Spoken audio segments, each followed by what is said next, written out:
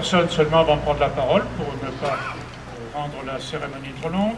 La parole d'abord à Roger Richard, président des Amis du Saulmois, de l'association des Amis du Saulmois et de son patrimoine, qui est à l'origine de cette manifestation.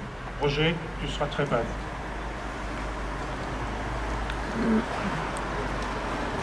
Voilà.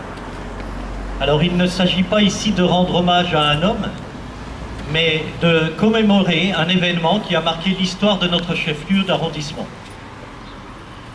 Alors remettons-nous dans le contexte du mois d'août 1914. Le 2, c'est la mobilisation générale aussi bien pour les Français, notamment du côté de Nancy et de Lunéville, que pour les Alsaciens lorrains de chez nous, lesquels étaient incorporés dans l'armée allemande. Le 3 août, l'Allemagne déclare la guerre à la France et dans les jours qui suivent ont lieu les premières escarmouches. Le 7, à Manoué, au pont de la Seille, faisant alors office de frontière, tombent les 2 premiers soldats français du 26e régiment d'infanterie de Nancy.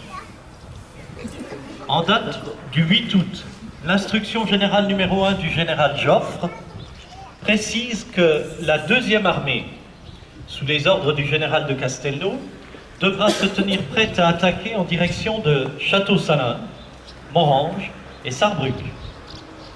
Le 14, ordre est donné pour cette offensive française en Lorraine. Elle va se faire sans trop de résistance durant les premiers jours. La frontière est rapidement franchie au niveau de Chambray. Le 17 août, les premiers Français entrent dans Château-Salins et l'investissent dès le lendemain, le 18. Musique en tête, le 153e régiment d'infanterie fait son entrée dans la ville le 19 août. Le même jour, nos troupes poursuivent leur avancée en direction de Morhange.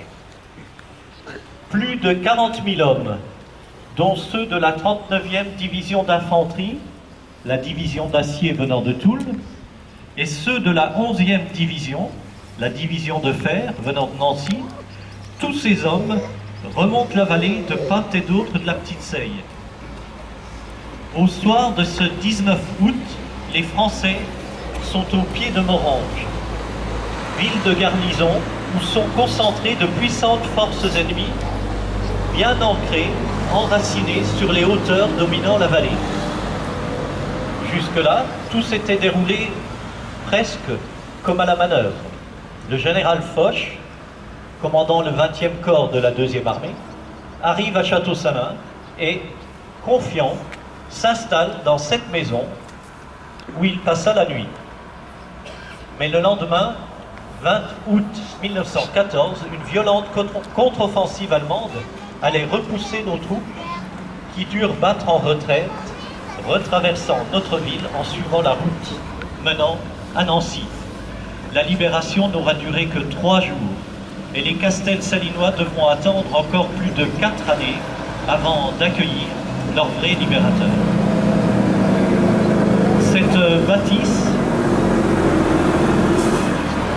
bâtisse était alors une maison de maître appartenant à la famille de Schacken, une famille de notables locaux qui s'étaient réfugiés à Nancy après l'annexion de l'Alsace-Lorraine à l'Empire allemand. Au moment de la guerre de 1870, le docteur de Schacken était le maire de Château-Salins et son gendre n'était autre que le sous-préfet de notre arrondissement, le dernier sous-préfet français avant l'annexion allemande de 1871.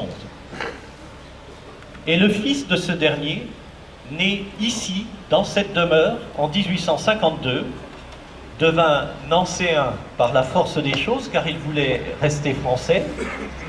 Par la suite, il devint conseiller d'État et inspecteur général de l'intendance maritime. En août 1914, le général Foch commandait depuis 1 an déjà le 20e corps d'armée stationné à Nancy. Ce n'est donc pas tout à fait par hasard qu'il a dormi dans cette maison, celle d'une famille connue pour ses sentiments patriotiques français incontestables. Merci Roger pour ces détails.